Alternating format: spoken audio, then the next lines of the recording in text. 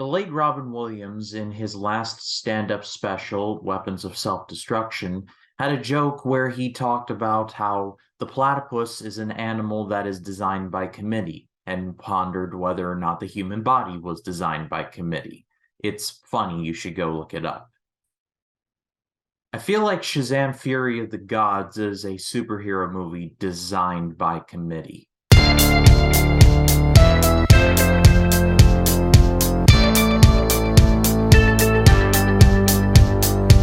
Hello everyone, my name is Ryan Cam, here with my brief thoughts on Shazam Fury of the Gods. This was directed by David F. Sandberg, who also directed the first Shazam movie, and a very underrated horror movie called Lights Out, which I highly recommend.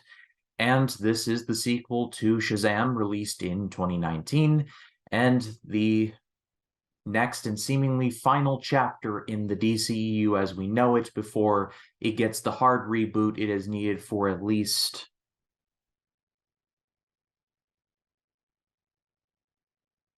6 years. When the Daughters of Atlas come into the human realm to reclaim what is theirs, it is up to Shazam and his family to take them down. However, they might have bitten off more than they can chew. I thought the first Shazam was just fine. I know there are people who absolutely loved it, and that's okay. I was just one of those who was just like, all right, that was cool. And I think it was around the time where the DCU was just like the news cycle was just brutal. Every news story you heard about it, how directors coming, going, writing teams being installed and leaving. You might as well have just played the Curb Your Enthusiasm music after every headline. I thought the movie was fine. It was good. I thought that it was very family friendly, and for the DCU, it felt like a win that they desperately needed. And so when I heard that this sequel was coming out, I wasn't entirely excited for it, and my excited was kind of put out with a wet blanket because of the marketing. Stay away from the trailers if you can help it, and that probably means that you all have seen the trailers, and that's not your fault, but the trailers to this movie have pretty much spoiled everything. So if you can stay away, do stay away, but unfortunately, if you've seen a trailer to this, you've seen the whole movie. This movie, like I said, is the superhero movie designed by a committee, or how to succeed in making superhero movies without really trying. The highlights of the movie were the four main actors of Zach Levi, Jack Dylan Grazer, Helen Mirren, and Lucy Liu, and Digimon Hansu, so 5. I liked all of those actors in here, and I thought they all did a pretty good job.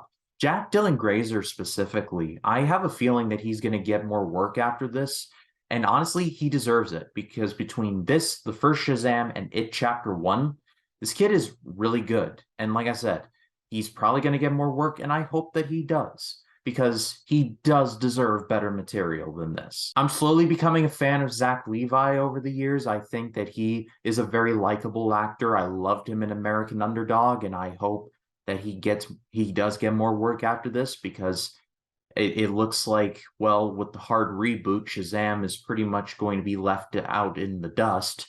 So I sincerely hope that Zach Levi gets more work, because, like I said, he is pretty good. Lucy Liu and Helen Mirren feel very much like the odd ones out here. They're very much actors who are way overqualified to be in a movie like this. Helen Mirren especially, because both of these actresses are very talented, and I was just sitting there thinking to myself, I guess Helen Mirren has officially entered the cash-in part of her career, which, don't get me wrong, I mean, she's earned it, but come on. There is definitely effort put forth into trying to make this work, and for the most part, I think it succeeds. However, I don't believe I'm at burnout, but I am dangerously close to burnout. This is the second superhero movie I've seen this year, Ant-Man and the Wasp: Quantumania, and now this. And both have just really underwhelmed. And like I said, there are superhero movies coming out this year that I actually think might be decent, Guardians of the Galaxy Part 3 being chief among them. But at the same time, I don't know, I'm not at burnout yet, but I am definitely getting close. There are moments in this story where I'm just thinking to myself, okay, that was nice, but really they are moments. And the rest of the time, it's either just exposition dumps or just superhero cliches that you have seen done better in other movies, regardless of Marvel or DC. If you think you know what this movie is, then you are right. I feel like just being good is no longer good enough anymore. I feel like the bar for superhero movies have been set so high and the market has become so saturated that good has almost become the new bad, or at the very least, the new mediocre. This is an easy forgettable for me. I don't want to sound like I'm being harsh, but that's my honest thoughts, and it just is what it is. Clearly well made. There's a lot of effort put forth into it, but I don't know. I'm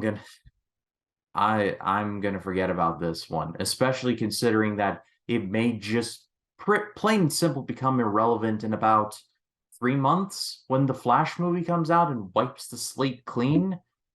So at least everybody got paid. Ah, I don't know, y'all. I don't know.